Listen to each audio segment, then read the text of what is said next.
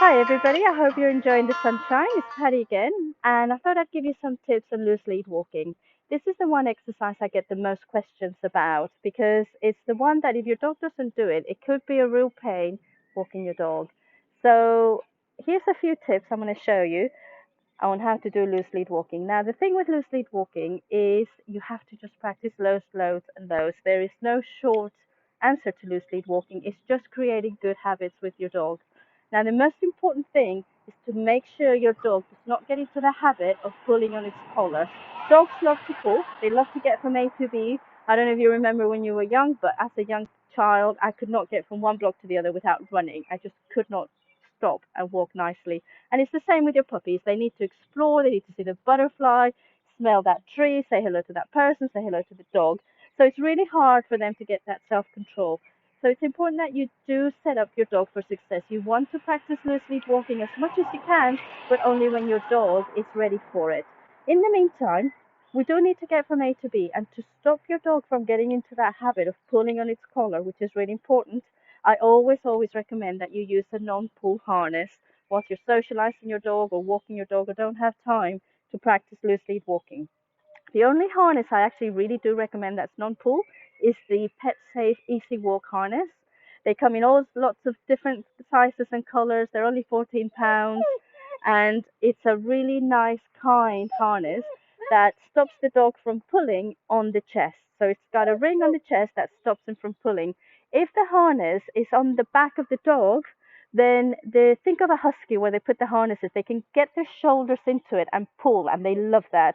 So we want to stop that shoulder from pulling. So here's the Pet Safe. It looks a little bit complicated at first, but really the trick is just to undo the clip that has a different color. There we go. And now you've got your ring here that is going to be facing downward. So you now have a nice loop.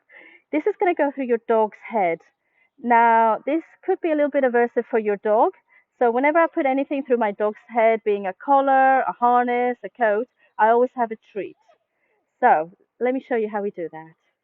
So you want to hold some treats, hold the harness out with the loop facing down, and you're just going to give some treats and slip the harness on, and then you're going to clip the harness this way, and what you want is two fingers there, there, and there, and you want that to be right in the middle of the chest because the lead is going to be clipped on that bit, and that's what's going to stop the dog from pulling. And it's so important that you use this harness so that the dog does not pull on its collar. So now that I've got this clip, there's absolutely going to be no pressure on that collar. It also means your dog's not going to get any injuries from constantly pulling on its collar, which can create some coughing and some long-term injuries for these dogs. So use a harness when you don't have time to train your loose lead walking. So now that we have this fitted, let's go have a stroll.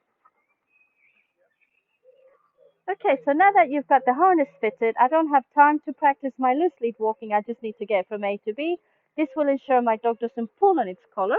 So it's just going to be a nice, relaxed walk. I'm going to let him smell. If he wants to smell this way, if he has to have a little wee, just get him to know his environment. This is particularly important for your puppy because your puppy is going to be really interested in flowers and other dog smells and everything, and I don't want to put pressure on them, especially for socialization. And the more you let them, this is almost like their morning paper. By me letting, he'll know that, oh, there was a little girl there, he might mark himself, and we carry on walking, and it's just a nice, relaxed. I might just give him a little pull, but if he wants to pull, the harness actually stops him from pulling. And if he happens to be here, I can still reward him for being by my side. And the more you do this, the more you're going to get this. So you could just let your dog walk, have a little look around into the gateways, have a little sniff of the flowers. Now this dog knows to be in this area because I've trained him, but your puppy won't be like this. Your puppy will be ahead of you, and that's fine. The harness will stop him from pulling on the collar and pulling your arm out. So now that you've done your walk going out, I always have a harness going out so that I can just have a nice relaxed walk with my dog. On the way back is when I ask my dog to actually walk beside me. So let me just show you how that's done.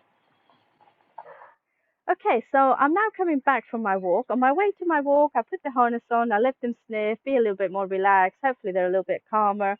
And now on the way back is when I'm practicing. Now you need to stay with me on the magic circle. And with loose lead walking, I see it as a magic circle. If you're in this magic circle, you get a treat.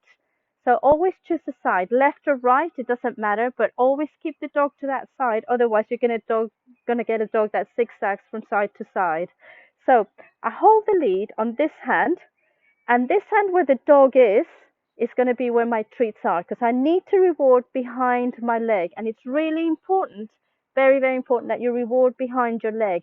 That will keep the dog there because if you reward here, the dog's always going to be ahead of you. So the dog knows that this is behind my leg where you get rewarded. And that would keep that lovely heel position of leg to shoulder.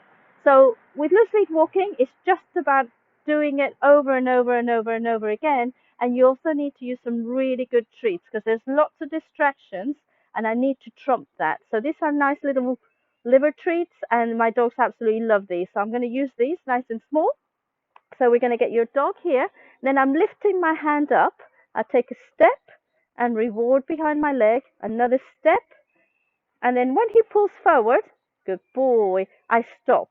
So if he's not with me, we're not moving. So here we go. Reward behind my leg and I carry on walking. And when he looks up like that, I just reward. Good boy. And I just let him know that if he just stays there, he's going to get a treat. Now, say I lose him. There we go. I just stop. If he's not paying attention, I stop and he knows to look back at me. I don't talk to him or anything like that. It's his choice. So we're back in the magic circle. I'm going to reward. What I don't want to see is how a lot of people do it is they keep the treats there. They keep the treats there and the dog doesn't know what it's doing to get the treats. They're just following a bit of food and that's not training. So you need to put your hand away or put it up here. So for example, if you had a handful of treats, you can put a handful here, put your hand up here, and then reward behind your leg. Lift your hand again so that the dog's doing the behavior and then you reward them. The dog's staying with me and then you reward behind your leg. Notice this lead is doing nothing. This is your loose lead. It's all about staying position. I lost him. His pressure, good. Automatic look back because I trained this puppy from the beginning that if you get ahead of me or there's any pressure in your collar, I stop. And then he automatically looks back, I reward behind my leg, and then I carry on walking. Now, as your dog gets older and a bit calmer, you won't have to reward so frequently. At the moment, every time my dog looks up at me because he finds this a new environment very exciting, I'm rewarding him frequently. And they may get distracted like this by another dog, good. When he looks at me, always reward by your leg. And again, he's getting really sniffy. These are the sort of problems you're going to have with your dog. They're going to be really interested in smells and other dogs and everything. Just stand there. Just wait for it. Wait for your dog to, good boy, to look at you. When my dog looks at me, I'm going to reward by my leg. I've got him now in position. And then I can carry on walking. So this takes a long time. But the more you do this and the more consistent you are, you've got to be 100% consistent in not letting your dog pull forward.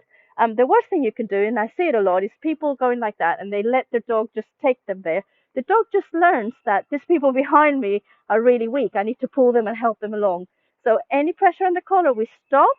We wait for the dog to look at us. You're not talking to the dog. They have to think it themselves.